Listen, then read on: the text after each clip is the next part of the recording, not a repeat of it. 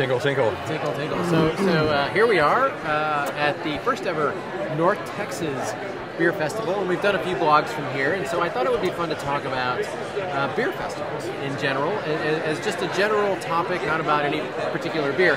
Because the funny thing is that, you know, Texas is the size of most small countries, and this is the first ever North Texas Beer Festival, which happens to be just outside of Dallas. Which I find shocking in a lot of ways, and it's small. It's smaller than we both walked in, and you've been to a million of them, and thought it would be much larger. But I have to say, after being here, to be fair, the first one, it's actually, a lot of people showed up. Yeah, I definitely want to say, as a first effort, I think this is well done, and they have plenty of room to expand on what they've done here, but. There's an incredible amount of logistics to go into a beer festival, and I don't pretend to be an expert on actually how to pull them off, but I definitely appreciate. You work on one every year in Savannah. I help in a very superficial way with the Savannah Craft Brewers Festival, but it's an awful lot of work. So talk about a little bit. I had done. I am not a veteran of beer festivals. I could probably count on one hand how many I've been. And there's a blog on this site of my first festival, and of course I always preach moderation, because when you go to a beer festival, I think the number one rule is that you don't have to drink everything. It's just you don't have to drink them all. Really? If you've had it, well, you do, but I've come into a little bit of trouble doing that. So anyway, we try to preach responsible drinking, but what is the strategy of a beer festival? If you go to your very first beer festival, what is a good strategy? Well, I think the best strategy is to try to get a representative sort of sample of as many different breweries as you can. Most festivals have got some sort of system or strategy for keeping you from drinking more than you should. So whether it's very small portion sizes or whether they've got some sort of. And like in Texas, which I've never seen before, they gave us these little cards here, and they're sample cards. So every time you have one, they check it off. That's the first time I've ever experienced that. Yeah, I mean, even in Savannah, before the Savannah Craft Beer Festival, there's been some festivals out at the Sandus Stadium, our local farm league team, and they, I think, had some sort of hole punch system where you go around and taste everything. So it's not a state thing. It's just a. Well, this might be. Yeah, this is definitely that might be a state thing, but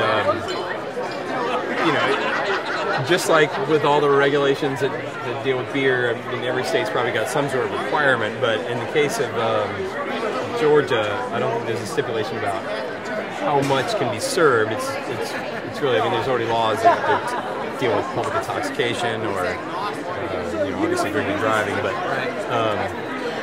I think I think the real goal of any festival organizer is to create and support that diversity that's out there. And so ideally what you want is to provide a lot of different breweries, a lot of different kinds of beer, and give people an opportunity to sample these beers.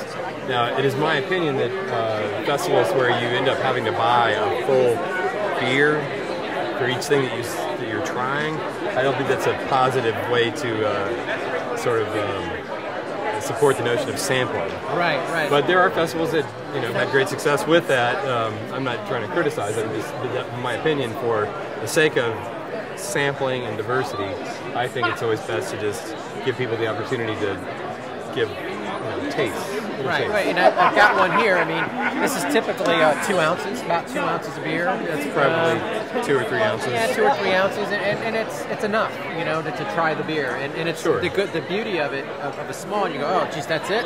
But you know what? There's a lot of beers here, and so it'll creep up on you fast. And that's really all you want to do is to taste, right? I mean, that's the idea. Yeah, like at the Great American Beer Festival, this is a festival where there's something like 1,500 beers on tap at any given session.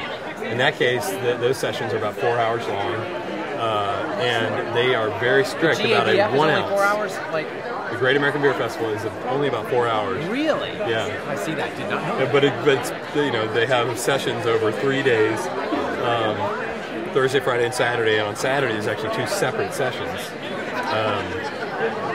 So I think that's actually a good strategy. But every every festival is going to have its own model. Not everybody's going to try to. This one's a bit long. This was a bit long. Is this the longest one? This is 10-hour festival, and I get that. I guess in a way for people who maybe can't come in the afternoon, maybe they can come in the evening. Yeah, I mean, I think the selling point with that is that for sponsors, they get more time, more exposure, this and that.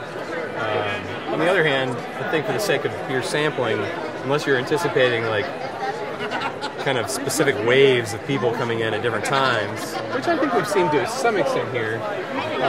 But I mean, I'm kind of wondering like what's going to happen later on in the evening. Like, will there be a whole nother wave, or is it just going to peter out? Or right. I don't know. It remains to be seen. But I think what is most wise is to give people a finite amount of time, preferably less time, less than 10 hours.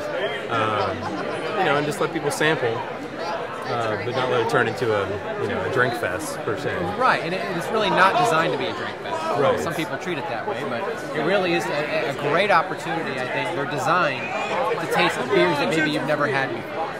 Exactly, yeah. And next time you go to your beer aisle, instead of I'm not going to spend $10 on this 6-pack on beer I've never had before, you can say, oh, you know what, I tried that at the beer festival, and now I will spend $10 on that 6-pack. Exactly, and I think it's worth mentioning that when you think about beer festivals, you have to kind of put yourself in different people's shoes. Like for the distributors, for instance, I mean, for them, it's about giving people that chance to taste the beers and hopefully buy a 6-pack of beer at the grocery store. Right.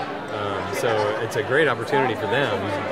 It's a sampling opportunity that they wouldn't necessarily have outside of actually just going in and buying a full sample. Right on. So, well, there you go. So from the first ever North Texas Beer Festival, there's a little conversation about festivals. And if you've never been, I highly encourage you going. This one actually is a little unique in a way. They have wine here as well. They've been sampling wine. So not everybody likes beer. You bring your wife, and she's like, oh, I'm not drinking beer. But and that was the voice of God. Voice of God. Which we have here. There's bands outside and all that good stuff. So there you go. All right. So cheers. Cheers. I don't have a beer in my hand. You can do the tink thing. 5 minutes outdoors in front of the